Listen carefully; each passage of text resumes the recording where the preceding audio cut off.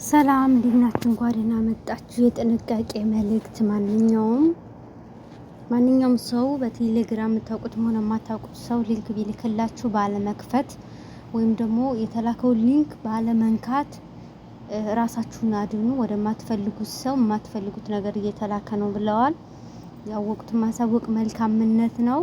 ከምታውቁትም ሰው ቢሆን ያ ሰው ተሳስቶ ወይም ደግሞ እሱ ባለማወቅ የነካው ሊንክ ወደ እናንተ ሸር ሆኖ መጥቶ ስለሚሆን እናንተ ደግሞ ይሄን ከሰማችሁ ማንኛውም የምታውቁት ሰውም ቢሆን ያው በፊት ብዙ ነገር የምትማማሩ የምትላላኩ ሊሆን ይችላል።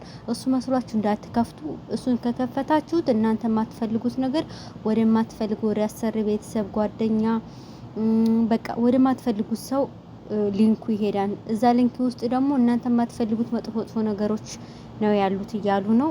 ራሳችሁን አድኑ። ቴሌግራም በጣም የሚያስጠላ ነገር ይዞ መጥቷል እና ተጠንቀቁ። ራሳችሁን አድኑ። ወደ መዳሞች ወደ አሰሪዎቻችሁ ሲሄድ ደግሞ እናንተ የላካችሁላችሁ ይመስላችሁና ብዙ ነገሮች ይፈጠራሉ ማለት ነው እና ተጠንቀቁ። ብችሉ የተላከው ሊንክ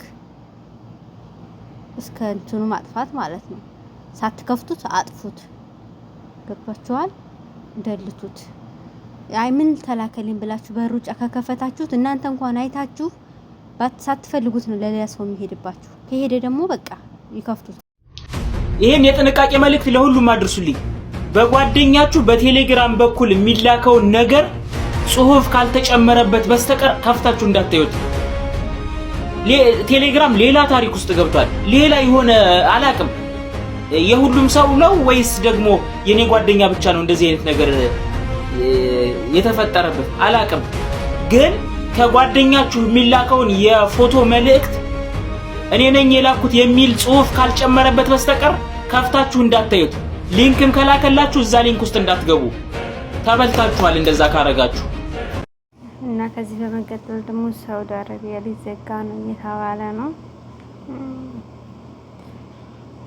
እግዚአብሔር አምላክ እንግዲህ ሀገራችንን ሰላም አድርጎልን እኛም የወጣነው ወደ ሀገራችን የምንመለስ ያደርገን። በተረፈ ደግሞ ሰብስክራይብ፣ ላይክ እና ሼር አድርጉት። የሚሰራ ሰው መስራት ፍላጎት ያለ ሰው ደግሞ እንደዚህ ሲሞክር አበረታቱ። ብትችሉ አበረታቱ። ከጎናችን ሆኑ፣ በርቱ እናንተም። በመቀጠል ደግሞ እንግዲህ ሀገራችንን ሳውዲ ያርግልን። የኛን ሀገር ሳውዲ ያርግልን። ያው ከሳውዲ እኮ ትበልጣለች። አለማውቃችን ነው እንጂ ሰላሙን ይመልስልን።